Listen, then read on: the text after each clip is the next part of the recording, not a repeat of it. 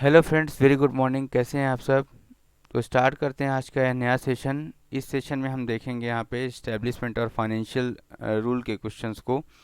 तो please video को ज़्यादा से ज़्यादा लाइक करें, और हमारे चैनल पर नए हैं तो चैनल को सब्सक्राइब करें, वीडियो को ज़्यादा से ज़्यादा शेयर करें, और सुपर थैंक्स ऑप्शन इनेबल है।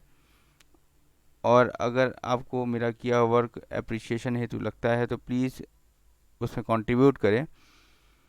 तो स्टार्ट करते हैं आज का नया session. Question number 90, NPS that is national pension scheme was introduced on. तो बेसिकली नेशनल पेंशन स्कीम जो है इसको इंट्रोड्यूस किया गया था 1 जनवरी 2004 से। तो 1 जनवरी 2004, option number C is the right answer. ठीक है। इसमें अगर हम बात करेंगे यहाँ पे तो एनपीएस जो है बेसिकली इसको 1 जनवरी 2004 को गवर्नमेंट एम्प्लॉयज़ के लिए जो है तो स्टार्ट किया गया था। लेकिन बाद में इसे 2009 में इसको जो है ओपन फॉर ऑल कर दिया गया। इसमें जितने भी सिटीजन्स हैं जो कि 18 टू 65 ईयर्स तक कंप्लीट कर चुके हैं वो जो है तो इसका पार्ट हो सकते हैं। इसके अलावा ओसीआई जो overseas citizen of India and PIO that is जो पर्सन ऑफ इंडियन ओरिजिन हैं, कार्ड होल्डर हैं, तो उनको उनके लिए भी यह सर्विस जो है तो अक्टूबर 2019 से स्टार्ट कर दी गई है। ठीक है।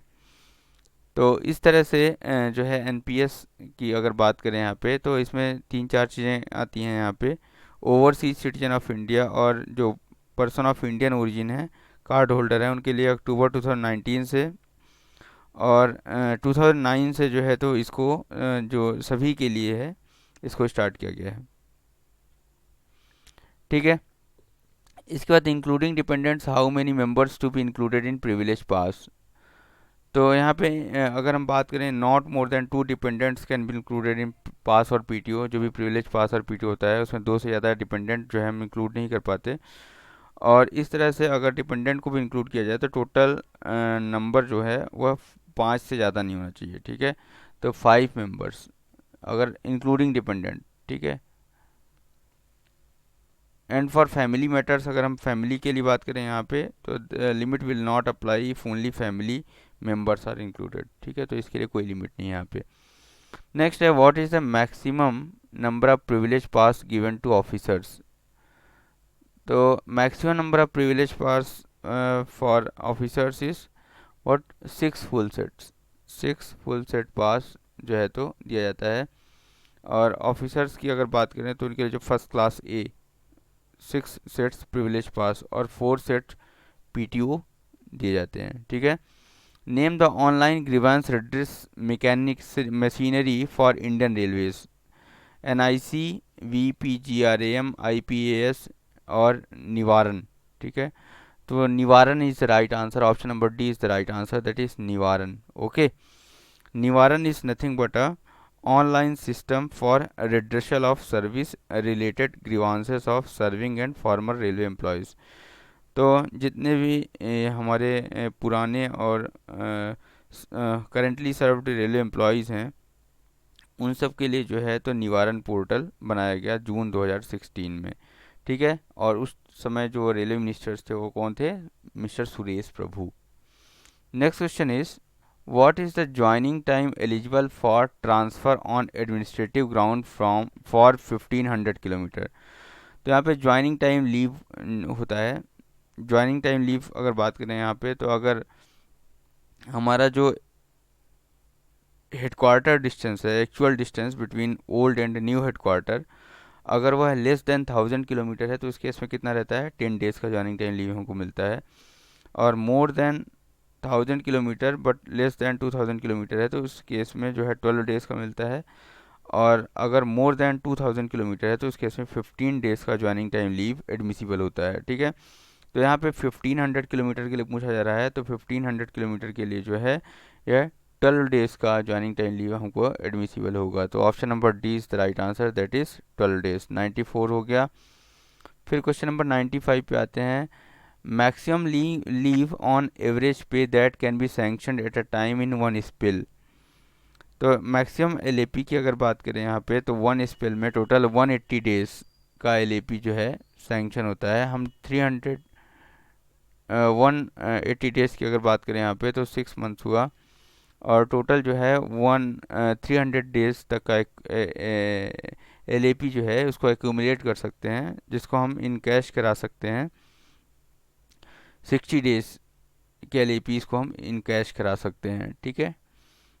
और इंटायर सर्विस में टोटल 6 टाइम ऐसा कर सकते हैं फॉर 10 डेज ईच। नेक्स्ट है for group C selections the minimum residency period in lower grade is. तो ग्रुप सी सिलेक्शंस के केस में जो मिनिमम रेसिडेंसी पीरियड होता है in lower grade that is 2 years। Option number B is the right answer. Okay, next question पे आते हैं यहाँ पे। Reappropriation of funds from one plan head to another plan head is within the powers of. काफ़ी important question है यहाँ पे। Reappropriation की अगर बात करें तो reappropriation is nothing but a transfer of fund that is originally assigned to a specific object to supplement funds to another object, that is called reappropriation। Okay, जैसे सपोज आपके फादर ने आपको 1000 रुपीज़ दिए और 1000 रुपीज़ को आपको ऐसा बोला कि आपको 300 रुपीज़ फूड के लिए करना है, 300 रुपीज़ सपोज आपको ट्रांसपोर्टेशन में यूज़ करना है, 300 रुपीज़ आपको एकोमोडेशन या होटल में यूज़ करना है, और 100 रुपीज़ आपको मिसलिनियस में यूज़ करना है, मिसलिनियस जो भी एक्टिविटीज़ है उसके लिए यूज़ करना है। तो इस केस में आपने अपने विल पर जो है मतलब आपने उस अमाउंट को रीअप्रोप्रिएट कर लिया और आपने फूड पर जो है तो ज़्यादा उड़ा दिया। सपोज आपने 500 का पिज़्ज़ा बर्गर एंड जो भी है आपने वो सब खा लिया, और इसके अलावा ट्रांसपोर्टेशन पे आपने ज़्यादा पैदल चल लिया उसको एक तरह से अगर डाइजेस्ट करने के लिए, तो आपने उसको 200 लगाए, और इसके अलावा 200 जो है आपने एकोमोडेशन पे खर्च किया और 100 रुपीज़ मिसलिनियस। तो इस तरह से जो है तो हमने फ़ंड को रीअप्रोप्रिएट कर लिया अपने अकॉर्डिंग। तो ये जो सुविधा होती है यहाँ पे, ठीक है, तो ये बेसिकली यहाँ पे इसकी जो पावर्स होती है वो रेलवे बोर्ड के पास होती है रीअप्रोप्रिएशन करने की। तो option number D is the right answer, ठीक है। तो रेलवे बोर्ड में क्या रहता है, one subhead to another within grant but not from one grant to another. तो यहाँ पे एक ग्रांट से दूसरे ग्रांट में जो है बेसिकली वह रीअप्रोप्रिएशन नहीं होता, ये भी इम्पॉर्टेंट है। और चार्ज और बोटेड एक्सपेंडिचर के लिए जो फंड एलोकेटेड है उनके बीच भी जो है रीअप्रोप्रिएशन नहीं होता, ठीक है। तो नेक्स्ट क्वेश्चन पे आते हैं। Important ratio worked out to gauge the financial health of zonal railways and Indian railway as a whole is. तो यहाँ पे जो इम्पॉर्टेंट रेशियो है यहाँ पे उसको बोलते हैं क्या, ऑपरेटिंग रेशियो। सबको पता होगा फाइनेंशियल हेल्थ बताता है किसी भी सिस्टम की। नेक्स्ट आते हैं यहाँ पे minimum notice period for inviting open tenders costing up to 2 crore is. तो इसका जो आंसर है प्लीज़ आप कमेंट बॉक्स में बताएं हमें कि जो मिनिमम नोटिस पीरियड होता है for inviting open tenders costing up to 2 crore वह कितने डेज़ का होता है। 30 डेज़, 45 डेज़, 10 डेज़ और none of the above. Okay, next question पे आते हैं। 2 packet tendering system is adopted in case of. काफ़ी इंपॉर्टेंट क्वेश्चन है 2 पैकेट टेंडरिंग सिस्टम, ठीक है। 2 पैकेट टेंडरिंग सिस्टम की अगर बात करें तो जैसे टेंडर्स ने जो है तो कोई भी ऑफर्स या कोटेशंस जो है तो उसको सबमिट करेगा 2 सील्ड इन्वलप्स में। 2 सील्ड इन्वलप्स में जो है टेंडर्स क्या करेगा, अपने ऑफर्स और कोटेशंस को सबमिट करेगा, जिसमें जो फर्स्ट कवर होगा जिसमें फर्स्ट इन्वेलप जो होगा उसमें बेसिकली वह टेक्निकल एंड कॉमर्शियल ऑफर रहेगा, और दूसरा जो कवर होगा वह फाइनेंशियल ऑफर रहेगा, ठीक है। तो इसको बोले हैं 2 पैकेट टेंडरिंग सिस्टम। तो इसमें ऐसा होता है कि अगर जो फर्स्ट पैकेट है उसको हमारा जो भी टेंडर कमेटी होगा उसको खोलेगा, तो उस केस में अगर वह एक्सेप्ट हो जाता है तभी वह सेकंड कवर पे विचार किया जाएगा उसके, ठीक है। तो if the offers of first packet found acceptable by the competent authority then second packet should be opened and tender की जो प्रोसेस है उसको फाइनलाइज किया जाएगा, ठीक है। लेकिन अगर ऐसा हुआ कि मान लीजिए आपका जो फर्स्ट पैकेट है वही एक्सेप्टेबल नहीं हुआ टेंडर कमेटी के द्वारा, तो सेकंड पैकेट जो होता है ऐसे टेंडर्स को या पार्टी को क्या किया जाता है, बिना ओपन किए ही लौटा दिया जाता है, ठीक है। तो दैट इज़ एक वर्ड एक सेंटेंस में अगर हम बोलें तो इसको that is techno economic evaluation, techno economic evaluation. ठीक है। तो हमारा जो भी 10 करोड़ से अगर ऐसा है कि जो भी इनवाइटिंग वर्क स्टैंडर्ड्स है उसका जो वैल्यू है कॉस्ट है वह मोर देन 10 करोड़ है, तो इस केस में यह दोनों चीज़ें देखना कंपलसरी है, मैंडेटरी है। दैट मीन्स उसका टेक्निकल एस्पेक्ट्स और इकोनॉमिक एस्पेक्ट्स। और लेकिन अगर लेस देन 10 करोड़ है तो इस केस में यह ऑप्शनल है। ठीक है। तो इसका भी ध्यान रखना है। Two packet tendering system is adopted in case of all of the single tender, open tender और लिमिटेड टेंडर। ठीक है। नेक्स्ट आते हैं यहाँ पे PVC is applicable for tendering tenders costing. तो PVC is nothing but a price variation clause. तो basically जैसे कई बार क्या होता है जैसे हमारा इन्फ्लेशन हो गया या फिर कुछ ऐसी चीज़ें हो गई, कुछ एकाएक ऐसा कुछ मार्केट में कुछ ऐसा हो गया कि जो प्राइस है वो एकाएक क्या हो गए, ऊपर नीचे हो गए। तो इस केस में जो कॉन्ट्रैक्टर्स है और रेलवे के बीच के जो कॉन्फ्लिक्ट्स हैं उनको रिजॉल्व करने के लिए यहाँ पे एक प्राइस वेरिएशन क्लॉज बनाया हुआ है। ठीक है। जिसमें जिसकी एप्लीकेबिलिटी कब है, अगर कॉन्ट्रैक्ट एग्रीमेंट जो होता है वो उसकी जो वैल्यू है वह मोर देन 5 करोड़ है, तो इस केस में पीवीसी से एप्लीकेबल होगा। ठीक है। तो इसका option number A is the right answer होगा, 5 crore rupees is the right answer. Next है tenders received after the specified time of opening और कॉल्ड एज। ठीक है। तो दो चीज़ें जैसे लेट टेंडर्स और डिले टेंडर्स। ठीक है। तो लेट टेंडर्स का केस कैसा होगा, अगर tenders received after the specified time of opening of tenders और लेट टेंडर्स। ठीक है। तो जो भी specified time of opening the tenders है अगर उससे लेट रिसीव होता है टेंडर, ठीक है, तो उसको हम बोलेंगे लेट टेंडर। सिंपल नाम से ही स्पष्ट है। तो option number A is the right answer, that is late tender. Delayed tender क्या होता है, tenders received before the time of opening but after due date and time of receipt of tenders, that is called delayed tenders. ठीक है। Next question पे आते हैं यहाँ पे, the time limit for submitting the claims for travelling allowance in within dash dash days succeeding the date of completion of journey. तो इस case में अगर हम बात करें तो यहाँ भी दो क्लॉज दिए हुए हैं। जैसे अपन रिटायरमेंट की अगर बात करते हैं तो submission of claims for TA on retirement. तो इस केस में रिटायरमेंट के केस में जो है तो इसको बढ़ा के 180 डेज़ कर दिया गया है। और अदर केसेस अगर बात करें जैसे टूर ट्रांसफ़र और ट्रेनिंग के केस में यहाँ पे जो है तो 60 डेज़ का ही क्लॉज है। तो option number C is the right answer, that is 60 days. Next है the total leave in cash during the entire career shall not exceed. ठीक है। तो यहाँ पे देखिए एलएपी इनकैशमेंट की बात आ गई यहाँ पे। तो मैंने बताया था आपको टोटल इंटायर सर्विस में 6 टाइम ऐसा हम एलएपी इन कैश करा सकते हैं और मैक्सिमम वो 1 टाइम पे जो है 10 डेज़ के लिए करा सकते हैं। तो 10 × 6 दैट इज़ 60। तो 60 डेज़ का आंसर होगा यहाँ पे, option number A is the right answer. Next है यहाँ पे डीसीआरजी। तो what is the maximum amount of DCRG payable as per 7th CPC. तो काफ़ी इंपॉर्टेंट है डीसीआरजी। तो maximum amount of death cum retirement gratuity वह कितना है, 20 लाख रुपीज़। कितना है, that is 20 lakh rupees. Option number A is the right answer, 20 lakh rupees. और यह इफेक्ट है कब से, विथ इफेक्ट फ्रॉम 1 जनवरी 2016 से। तो 1 जनवरी 2016 से जो है आपको 20 लाख डीसीआरजी पेबल होगा। नेक्स्ट है काफ़ी इंपॉर्टेंट है stock verification. During stock verification a stock verifier issues a stock seat. ठीक है। तो कोई भी स्टॉक वेरीफायर है वो स्टॉक सीट का इशू करेगा।